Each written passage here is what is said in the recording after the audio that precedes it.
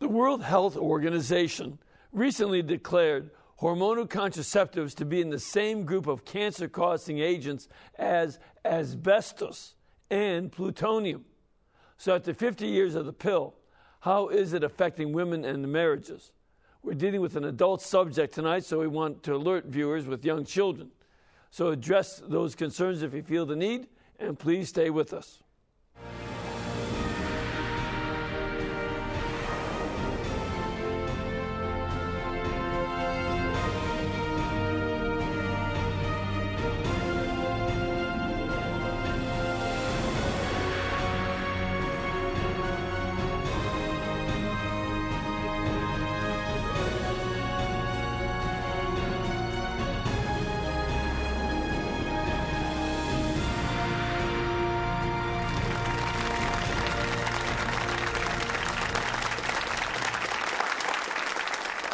Thank you and welcome. I'm Father Mitch Pacwa and welcome to EWTN Live.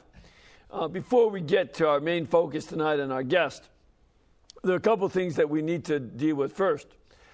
You may have seen in the media today that EWTN has acquired the Denver-based National Catholic Register.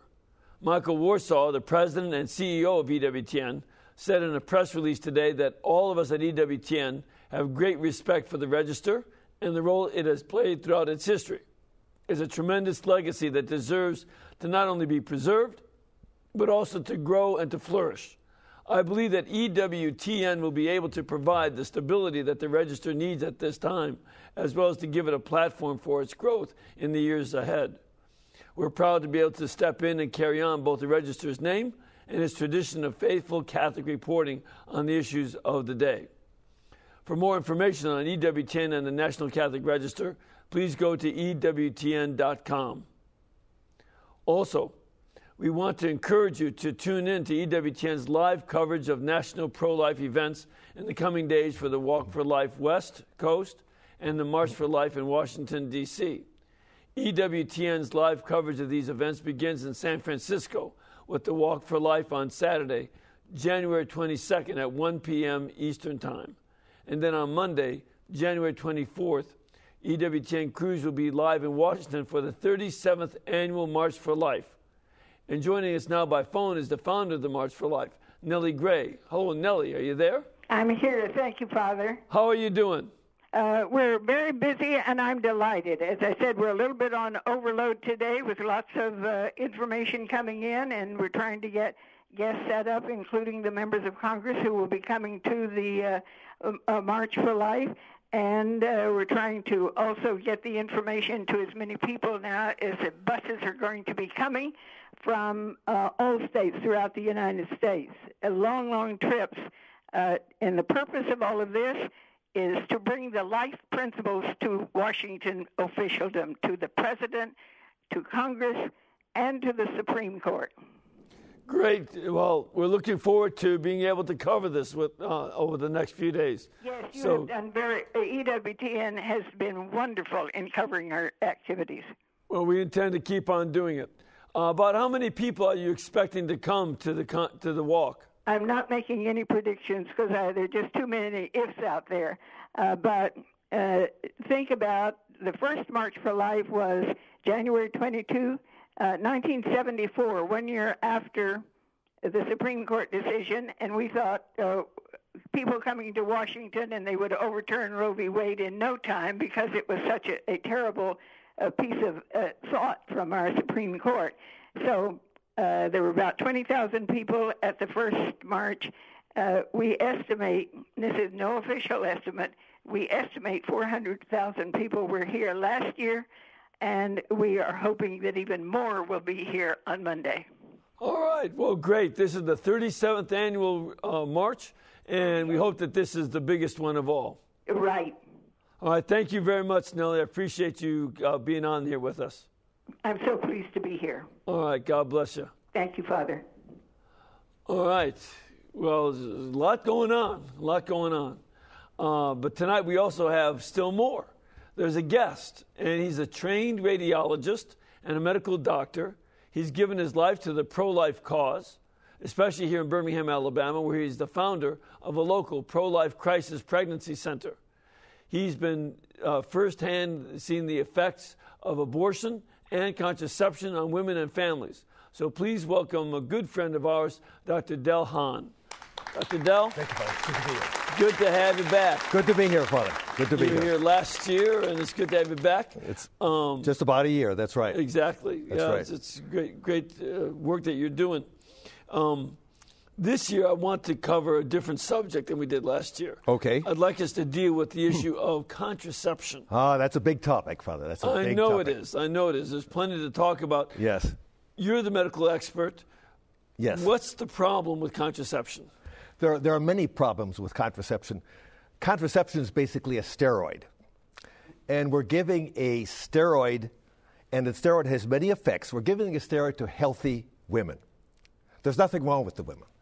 And the steroid, in several different ways, makes the woman's body think or act like she's pregnant. Right. It's sort of tricking the body into thinking it's pregnant. Exactly. It's tricking the body into thinking she's pregnant. So this has a number of effects on the woman's body. It will delay ovulation frequently, but not always.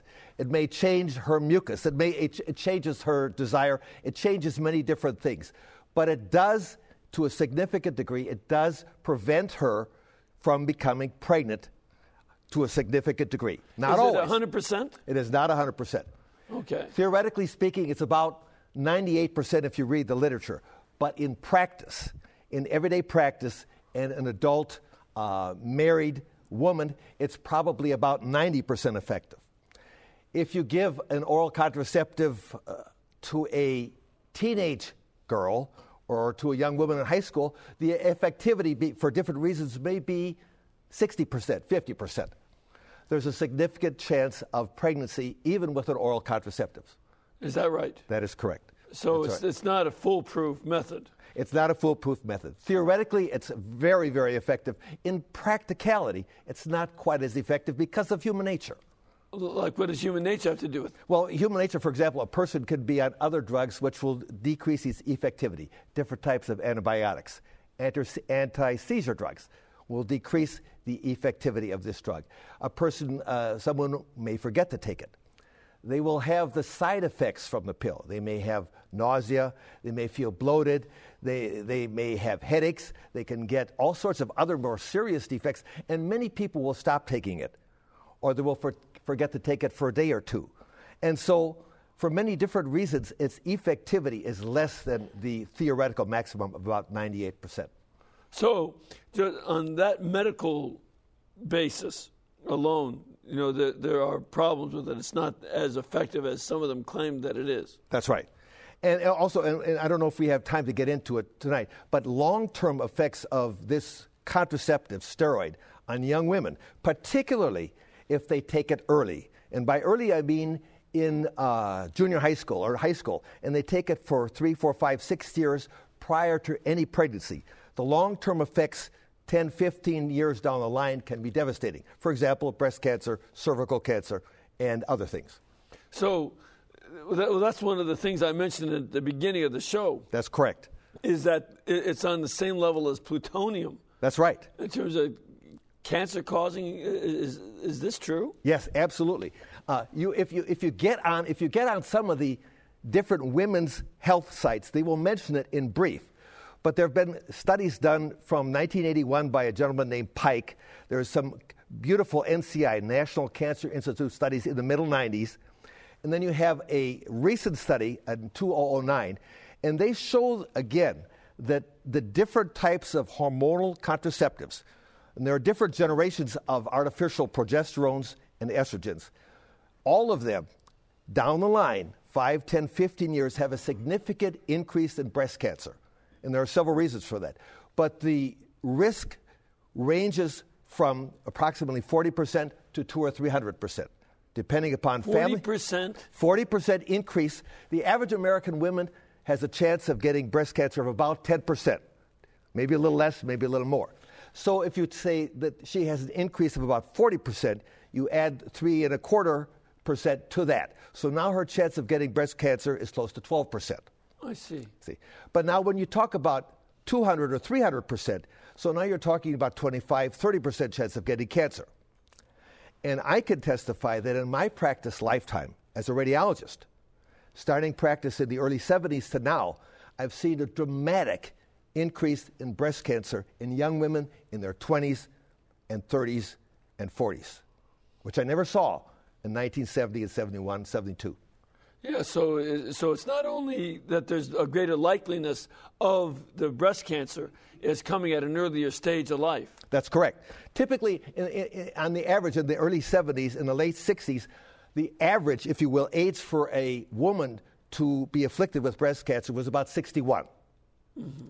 But now the average has dropped into the 50s. And the average will depend upon the demographics you're talking about, the age of women. But where I still practice radiology downtown at Cooper Green University Hospital, we see a large number of women. In fact, I've seen two women in the last 2 weeks who have breast cancer and they're 40 years old. So that's pretty early. That's pretty early. Pretty early. And it's at an advanced stage.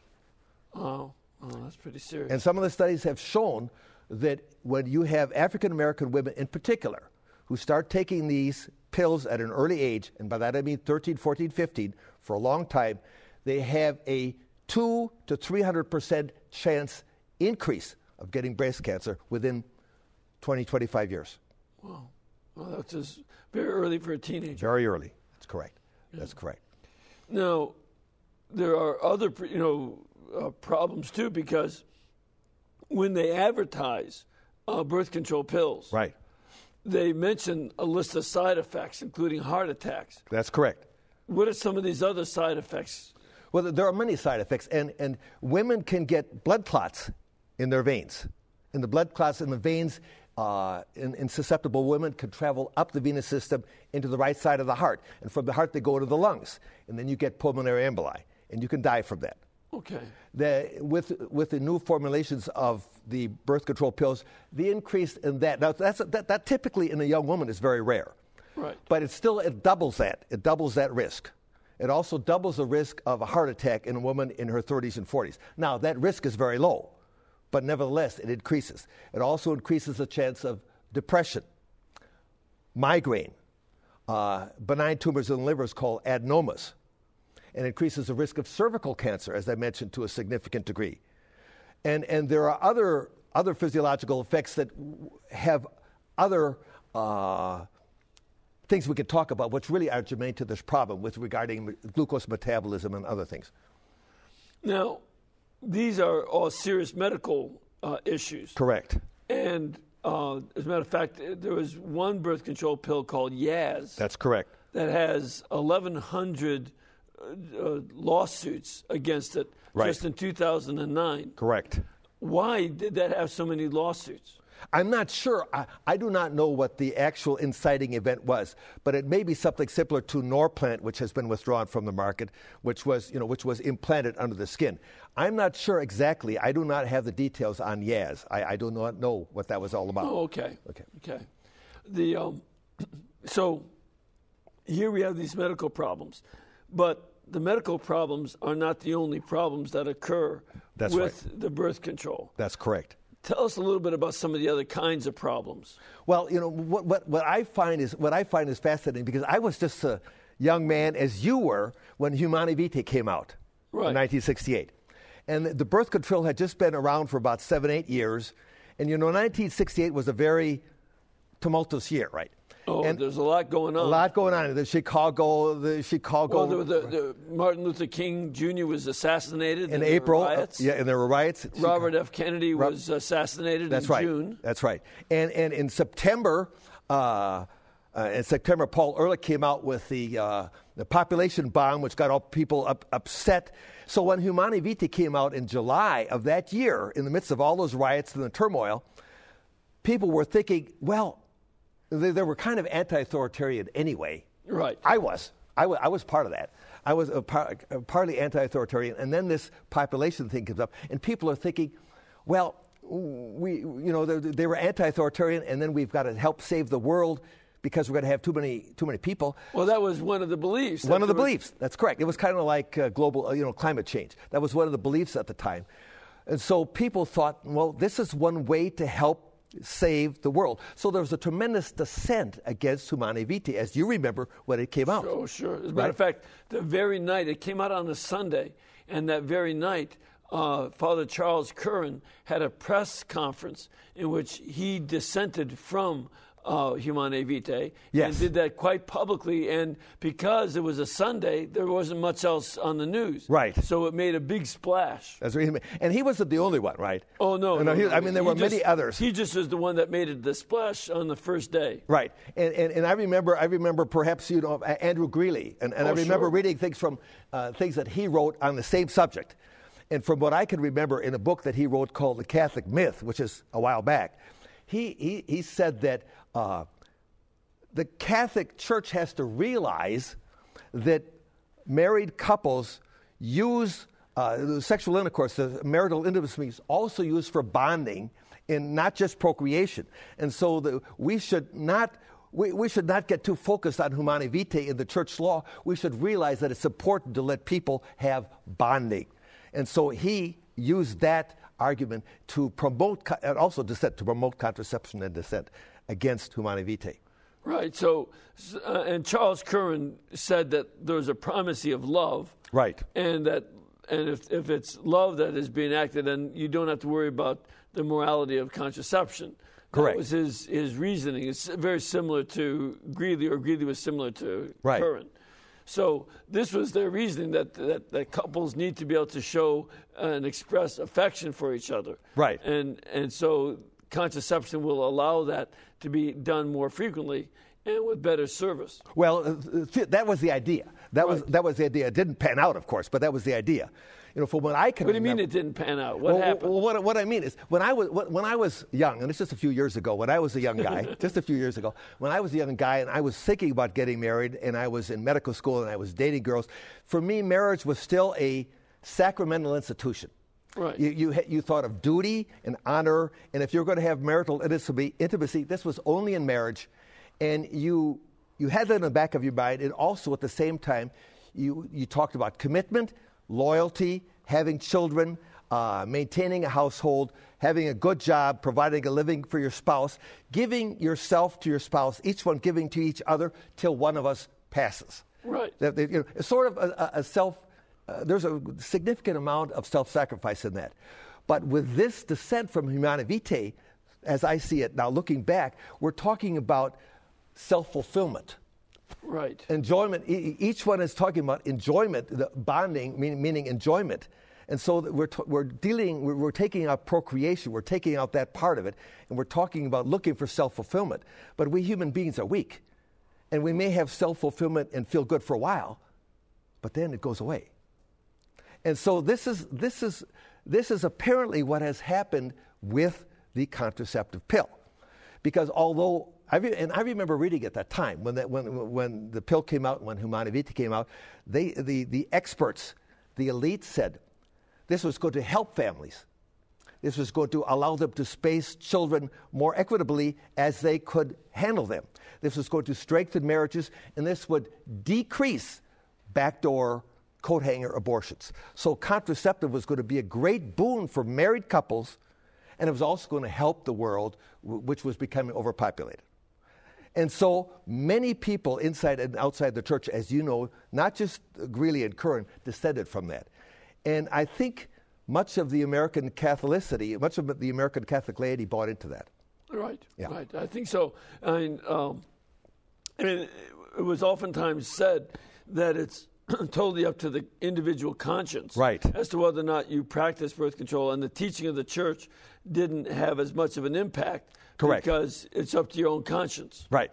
But what is so fascinating now, when we from hindsight, and of course hindsight is fairly clear, when I look back at that time, and in the not too distant past, with our pregnancy center and the young women coming in and having had abortions and talking about their boyfriends and what their life is like and what they're doing and why they came and what his parents are like and her parents are like, this whole dynamic gets one thinking. And I start thinking back about, my wife and her family and my family and this whole picture. And when you look back, the claims that were made for the effects of the pill have not been borne out. And it's not It's not. No, what do you call it? Divorce has certainly increased quite a bit. It hasn't led to marriages being helped. Right, but what was fascinating about this whole deal is that the link between contraceptive pill and divorces and illegitimate children, the link is not being made by the Catholic Church. The link is not being made by Christian scholars. The link is being made by social, secular scientists and economists, of all people. That's what's fascinating. Well, what's the link that they're seeing between contraception and marriage? Well, what these sociologists in particular, but also economists are saying, and publicly, they're saying in their papers, and you won't find it in the New York Times, you won't find it in the headlines, but what they're saying in their papers in the last 10 years is that contraception has been the cause of a significant amount of divorce, illegitimacy, a sexual license, poisoning of the relationship between men and women, children, poverty, poor children, and increased crime, but particularly in young people, delay in marriage, and passing it down from generation to generation to generation. There are a number of social scientists who've actually written papers saying that contraceptive pill is a big part of the problem. Now, that sounds like what Pope Paul VI was saying in his encyclical. That's exactly what he's saying. That's right. He was warning about all these things happening. That's correct. And I remember people were saying, oh, he's over-dramatizing. Right. He's exaggerating. He's exaggerating. There's no way that this is going to happen. Right. So he needs to just deal with, the fact that he wants to preserve Catholic tradition, but that none of these bad things are happening. Now the sociologists and economists are saying these bad things are precisely what's happening. That's exactly, and there are actually some sociologists who are coming and saying, who actually started out very much on the liberal side of this whole debate, and now they're looking at the data. In fact, some of them had children, they had divorced, they were on the pill, and they're mentioning they were on the pill, and they got divorced, they had children, and they see what that has done to their families, and they're saying, maybe we should rethink this. Maybe right? we should relook at this. And some of them have been through this whole problem in their own lives, and they've written the story. And then in conjunction with their lives, they've done the research. And the research shows the same thing. The research shows the same thing. There's a direct link between the use of contraception and the breakdown of family. That's right. I'll give you just a couple of names. There's a guy named Robert Michael, who in the last 10 years, who's a sociologist at the Harris School of Public Policy at the University of Chicago. Hardly a Catholic bastion. Hardly a Catholic bastion, right. And he has said that at least 50% of the illegitimacy on children in America today is due to the pill. He said the effect is probably indirect because you could... But wait a minute. I thought the pill was going to be stopping these illegitimate births. Exactly. But what the factor he starts out with in the beginning of his book, and he's asking the question, why, from 1968 to 1993, why did the illegitimacy rate among African Americans go from 24% to 70%, 24% to 70%, and among whites from 3% to 18%. So that's a six-fold increase among whites, and a significant, probably a threefold increase among African Americans. So why did this happen from 68, Humanae Vitae, to 1990? And then he went back and he talked about the technological advances.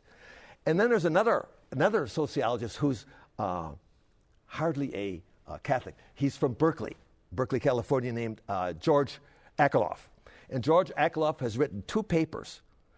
In one of these, he also states that the main problem for illegitimate children in America is the contraceptive pill. He lays it right out there. And then 2 years later, in the Economic Journal, Economics, he lays it out there in 1998, and he says, the real problem with the contraceptive pill is that, among other things, because of what it does, focusing on the pleasure of the self, the male and the female, what it does is it takes away from men the voice in whether their partner, the woman, the wife, is going to have children or not. Men really don't have a say in a sense, because she can be on contraception or not. He really doesn't know. Right. So he said, that what happened is that you have men without children. That's the title of his article. And the rate in marriage dropped from 68% in 1960 to less than 40%. Tremendous drop. And so when you have these men who are young, mostly poor, this falls more on the poor than on the college educated. We have poor young men. Their rate of arrests, incarceration, substance abuse, alcoholism doubles and triples. Their suicide rate also doubles. What? That's the result. And he lays it out, the pill. It's the result of the pill. Really? Yeah. So that's an amazing burden to be placed on the pill. But, if the sociologists are independently coming to the same conclusion, then, you start to think that there might be something to this, especially if it's not a conclusion that they went looking to try to prove. Exactly. These men are not, most of them, the way I understand, are not even Christian. But they do go where the data leads them. They're honest. Right. They go. And this George Akerlof, in his first article, he talked about the interesting connection that he made of why he thought also the illegitimate rate was higher. He said, because when the pill came out, there was no longer the idea that if a man and a woman had sexual intercourse, if she got pregnant, he would marry her. That went off the table. That's right. So she becomes the arbiter. She becomes a deciding factor. So now women who were, shall we say, more modern at that time, who didn't have any compunction, who didn't look at marriage in a traditional sense, they would be on the pill. They would have sex with anybody, literally, that they wanted to, and then they would use contraception. If that didn't work, they'd have an abortion, because in the 70s, abortion really became big. So the traditional woman who really wanted a marriage and have a traditional marriage, she was kind of pushed aside. She felt she had to compete in, as he termed it, the market for contraception. So she would also agree to have sexual intercourse and almost feel obligated to do it. And so she would have, periodically, of course, with more contraception, you also have more intercourse, you have more children. So she would have illegitimate children. So both in the more modern woman and in the more traditional woman, illegitimacy went out of sight. Yeah. And that's what has happened. And these economists lay the ball right where it is. Right. I know that it's become extraordinarily high. Again, as you said, 70% in the African American community, about 50% in the Hispanic community. Correct. And about, what is it for the Caucasian community, about 20%? Well, 20 to 30%. 20 to 30%. There's an article today, interestingly enough, in the New York Post that said that, and you can draw the line backwards, it said that among the African Americans in the Bronx, that 3 out of 5 children are aborted. Besides the illegitimacy, right, still 60% of the children are aborted. African Americans. African Americans are aborted. Wow. Well, it's not an accident either that Planned Parenthood has put the majority of its abortion clinics in African American neighborhoods. Absolutely. So this is so that they're targeting African Americans and Hispanics. That's right. For more abortions. That's so right. It's not to be a surprise. And that goes back to Margaret Sanger, right? Right. Who was the founder of Planned Parenthood. Planned Parenthood. That's right. She was wanted eugenics, and she was a racist. Just flat out say it. Absolutely. Absolutely. Racist is being used these days as a very common kind of epithet. Right. But she wanted to make sure that there were fewer African Americans, fewer people of color in general. That's right. And more white people. And Planned Parenthood is very, very, shall we say, well placed in New York and the Bronx, to my understanding. Yes, yeah. right. Yeah. Right. And that's very sad. So if there's a 60% abortion rate among African American children in New York, and a 70% illegitimacy rate among the 40% who are born. Actually, in the Bronx, the illegitimacy rate is probably even higher. Yeah, it's probably 80 to 85%. Right. Yeah, and that's very sad. Oh, but this is a direct result of these social scientists have documented in their estimation. It's a direct result of the contraceptive, as they term it, technological revolution. Right. That's their term. Well, I've got a technological crisis here. Okay. It's time for a break. Okay. But we're going to come back in just a couple of minutes because we want to get your questions and your comments, so please stay with us.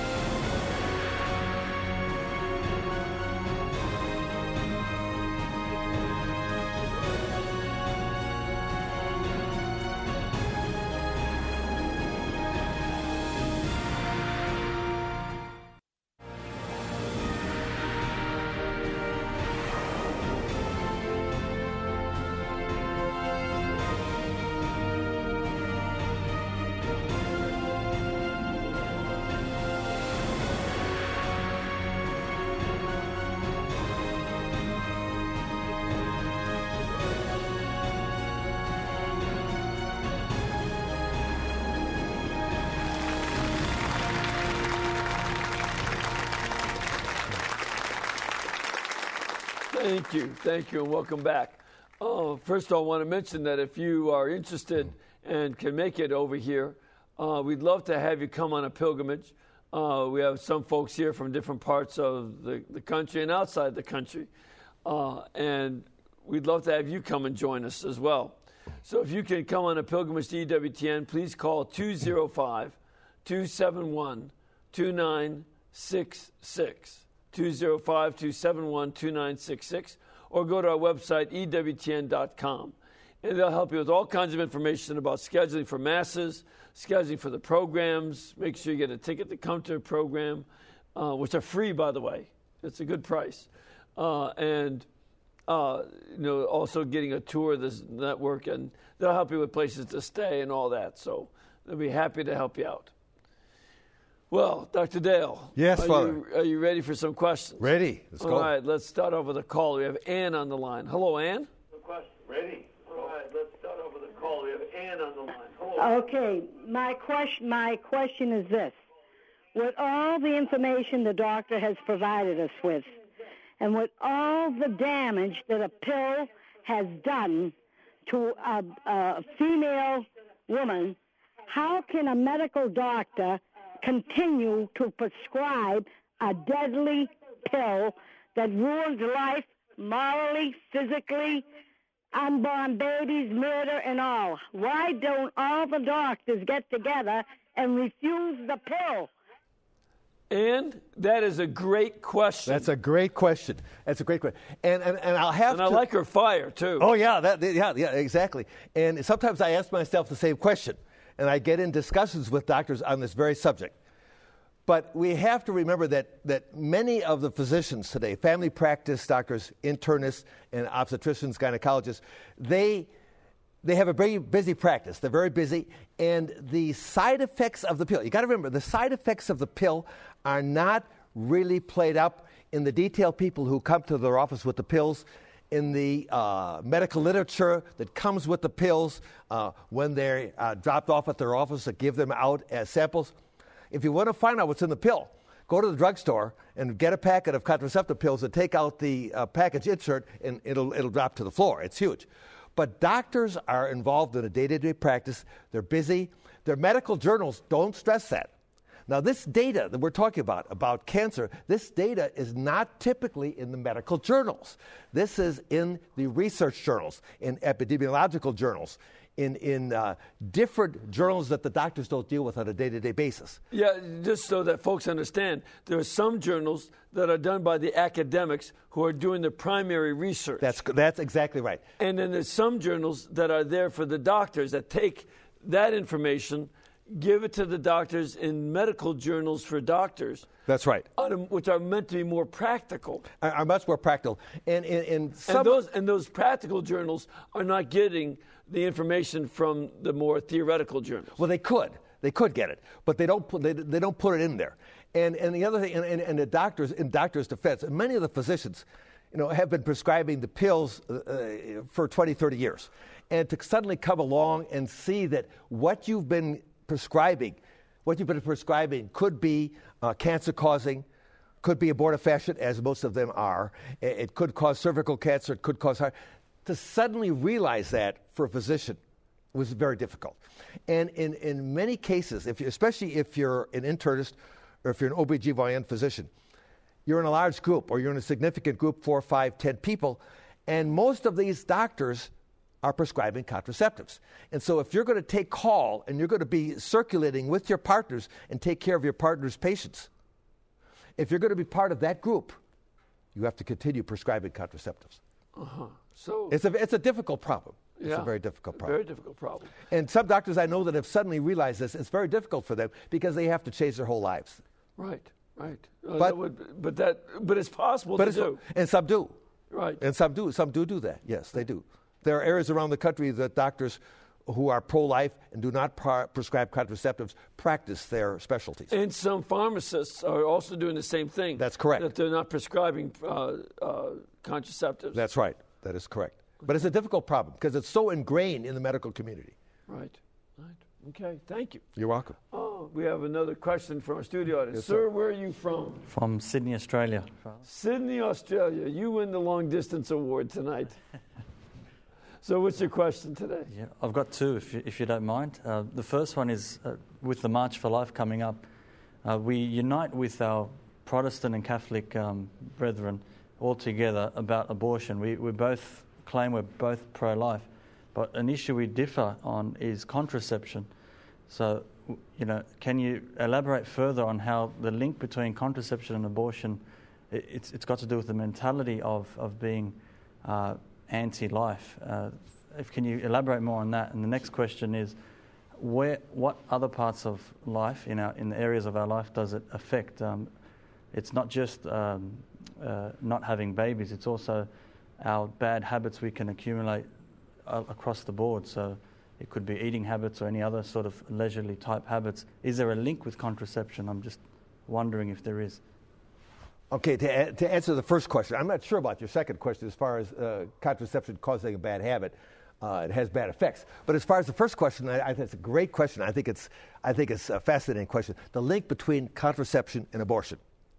First of all, what I'd like to say is this link between contraception and abortion goes all the way back to the beginning of Christianity.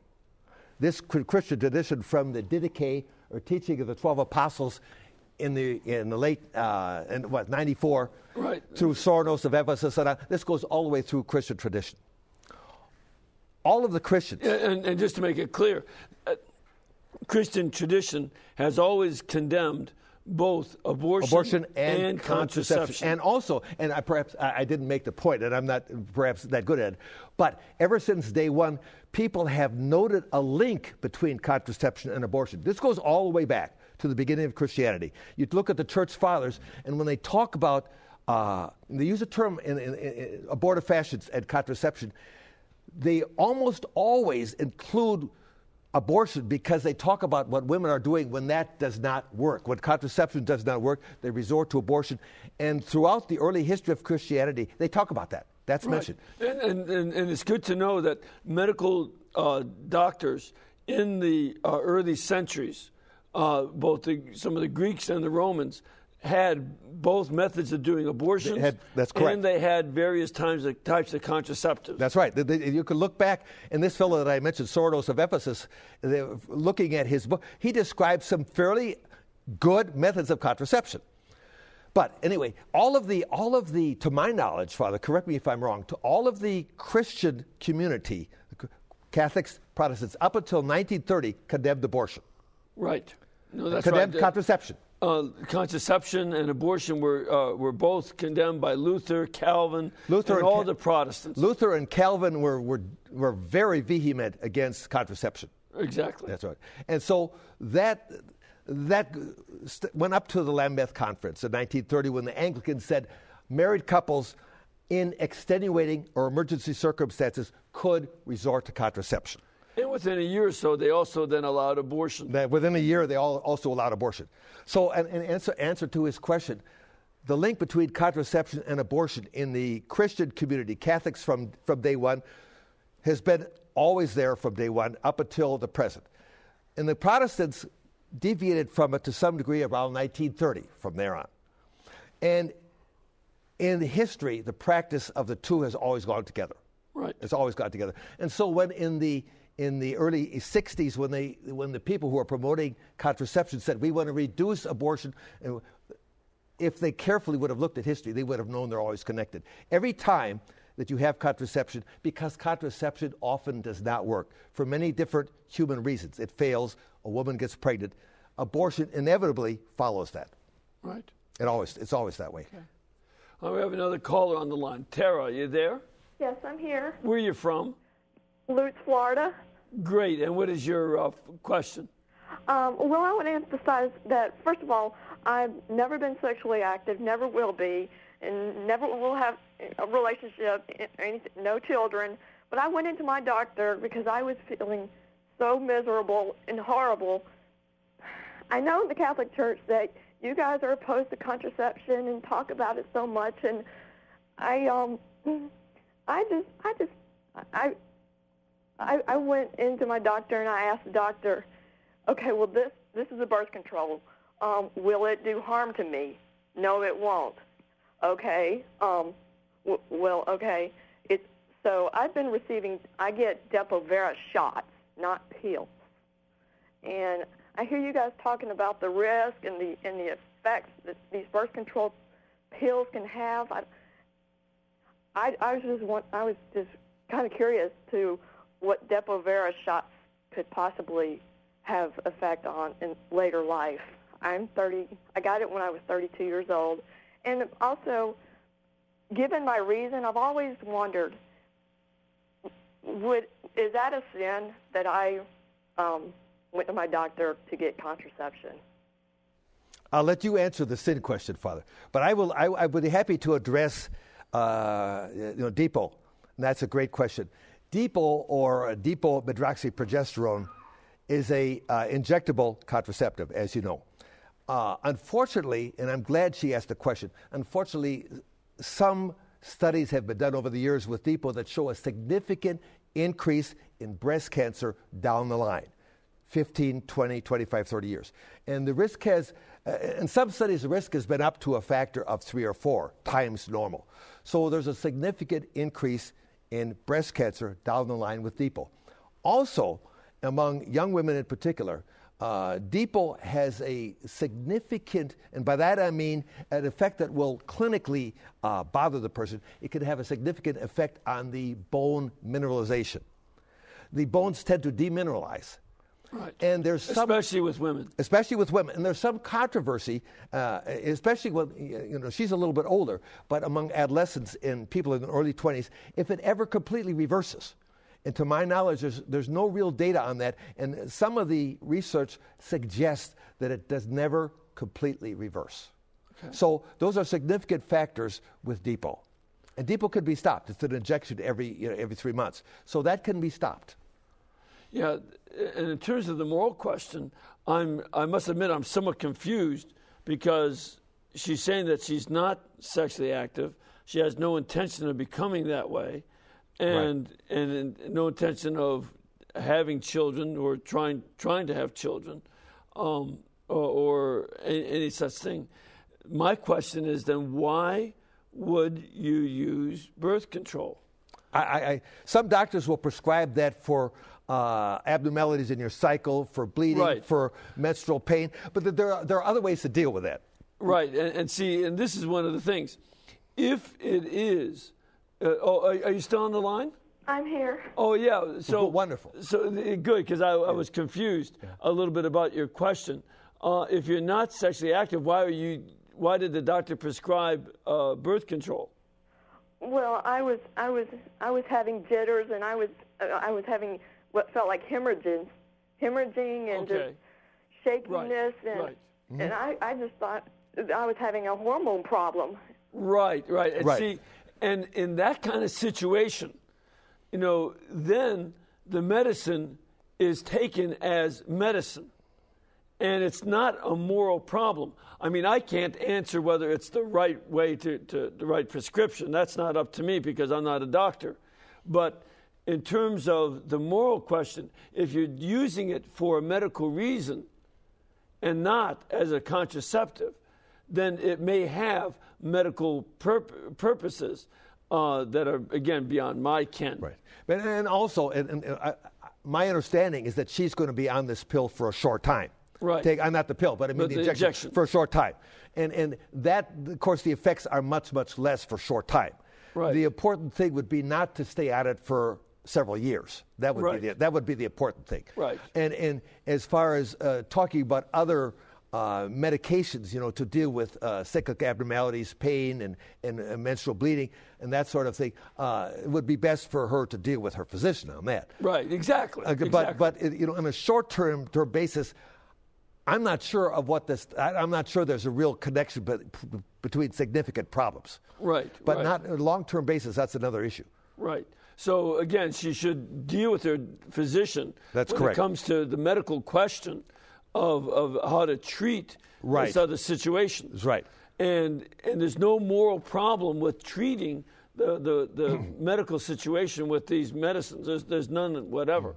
So that would be the moral issue. But she should be aware that, and doctors, unfortunately, because of, as I said, they're busy and they're reading their own literature that they get, they can gloss over that. Right. And long term, there are effects that she should be aware of. I think it's wonderful that she called. Right. I think it's great. No, thank you very much for calling, Yes. Carol. All right, we have another question from our studio audience. Ma'am, where are you from? Minnesota. And what is your question? What do you think it will take for America, and I suppose the rest of the world, to wake up? I think that's a great question, and I don't have the crystal ball. However, I have some thoughts. Go ahead. Well, there have been a number of lawsuits. I mean, look at the lawsuits that we had with tobacco. Right. I mean, some lawyers have hit a gold mine for hundreds of millions of dollars with tobacco. And tobacco has significant effects on lung cancer and others. Now, the scientific data for the long-term effects of contraceptives is well known. It's out there among the academic university literature. It's all there. So I would think, I don't know why, for example, the American Bar Association and the legal people do not look into this. Here's a chance to see hundreds of thousands of women over the last few years who obviously have a link to birth control pills because they're dying of breast cancer in their 20s and 30s. And that would generate publicity. That would generate lawsuits and continuous publicity. And shows like this, and somehow if you could get the mainstream media involved to talk about this, but they won't touch it. And I don't know, Father, how to get there's a sense. I think there's an issue of justice with the lawsuits. It's not just a tactic to get against birth control. No. But if the birth control is a significant factor in possibly causing cancer. There's no doubt about that. Then the reality is the birth control companies have an obligation to help pay for the cancer treatment. Yes. At the very minimum. At the minimum, correct. And so, this is something that should be taken up by various lawyers and pursued because the data exists and the problem exists. That's the other issue. The problem exists for these women. And it continues because and I get on the websites periodically as part of my research. I look at the women's health websites where they talk about contraception and the pill and how they will mention breast cancer and other things briefly, but only to dismiss it. And they seldom talk about the other side effect that we just alluded to briefly is all of the sexually transmitted diseases, the viral, the bacterial, the parasitic diseases that are passed through the American population like a plague due to the increased sexual activity among all of these millions of young women who really are not told the truth. I mean, they're acting on a basis of what they learned from TV, from the movies, from the woman's magazine, from their school nurse, the university nurse, and so they don't have a clue. And so they take these contraceptives for years, and they have to suffer the ill effects of disease, depression, breast cancer, cervical cancer, broken relationships, broken marriages down the line, and so forth. With this is I think something like 20% of American adults, people who are sexually mature, have a sexually transmitted disease. Well, so, and in many areas of the country, it's much higher than that. Right. It's This up to is 50, the average. Right, it's up to 50, 60%. And among young colleges, and especially, among young people in colleges, not necessarily postgraduate, and among young professionals, it's much higher than that. Right. It's much higher, unfortunately. Right, and it's growing among high school students. I think it's 25% among high school students. In fact, they did a study 4 or 5 years ago in one of our American universities, which has been in the news in the last 5 years, and they did a study among the young women, and they did a free testing to all the young women in sororities, and they found out that 60% of them were already infected with HPV. 60. Right. Oh. We have another caller on the line. Hello, Mary? Hi. Hi, where are you Mary from? Springfield, Virginia. And Great. I have a question about many women like myself have had surgical hysterectomies due to medical reasons, some as young as 16 for endometriosis, others for various medical reasons. And we are put on either synthetic or bioidentical hormones afterwards We are women that have no female organs, no ovaries, no cervix, no uterus or anything. Could you please speak to, are there any safe alternatives when you're young, in your 20s or 30s, or a teenager, and you have to have surgical menopause for medical reasons? What are safe bioidentical or synthetic hormones that we can be put on so we don't have to worry about breast cancer and other cancers? I'm going to hang up now and let you answer. That's a great question. That's a great question. I'm not sure what all of the family practitioners and obstetricians are using to treat these problems. But when we get into the synthetic or analogous hormones, the various compounds related to progesterone and its derivatives, there's now 5 generations of them, and into the various derivatives of estrogen, they all have long-term effects and they're all similar. So as long as we're talking about contraceptive steroids of some kind, related to progesterone and estrogen, we have long-term effects. Now, different physicians have different medicines that they use for artificial menopause, and I'm really not cognizant of the intricacies of these medications to deal with. I cannot honestly answer that question. Okay. All right. Sorry about that. We have one more question from our studio audience. Ma'am, where are you from? Atlanta, Canada, New Brunswick. And that's the cold Atlanta. Oh, yes. And what's your question? It's actually twofold. One is the startling numbers that you gave, Doctor, for the African American population. What is that community and in America doing to inform their own people of these statistics? And how is the African American community responding to some of these numbers and what's happening in their own community? And secondly, the pharmaceutical companies, where the Hippocratic Oath is no longer being stated through the medical education system, what percentage of the pharmaceutical community is funding the medical education? Because a lot of doctors are, it's a free license just to prescribe medication and pill without really proper diagnoses and examination of patients with their problems. Mm-hmm. All right, so first of all, what's going on with the African American community? Well, from my understanding, and the people we deal with, and what you read of the people we deal with at our pregnancy center, it's kind of a two-edged sword. There's kind of, in the African American community, it's kind of a dichotomy. You have many wonderful, caring ministers in the various churches who are fully aware of what's going on, and they talk to their families and to their young women about, and they're helping us at Her Choice at our pregnancy center, and they're very, very pro-life. The problem is that the leadership people, the people in politics, the mayors and the people in the political heads of the African American communities are towing the party line. You can't talk about contraception. The party line is, we need. You can't talk about abortion. You can't talk about abortion. You can't talk about contraception, because what we really need for the high illegitimacy rate in the African American community, as they say, we need more and better contraceptives. That's the party line. So you have ministers in churches who are cognizant of what's going on and who try to help as best they can. And they help us, and they send us people. They're wonderful people, right. and they come to Her Choice. But the political area, who really in effect control the debate on the media scale and dealing with the media, they toe the pro-choice line. And basically, you don't talk about contraception except to say we need better condoms, we need more of them, we need more contraceptives, we need more IUDs. Right. And abortion has to be a woman's choice. A woman has to be free to do that. Right. I'm afraid we can't get to the other question because we have run out of time. I want to thank you very much for being with us. You're very welcome. And very informative. And I want to thank all of you. May give you a blessing. May Almighty God bless you and keep you and cause His face to shine upon you and lead you in all of His ways by His peace. In the name of the Father, the Son, and the Holy Spirit. Amen. And, I want to thank you for the great support that you give us, but we need to keep your support coming.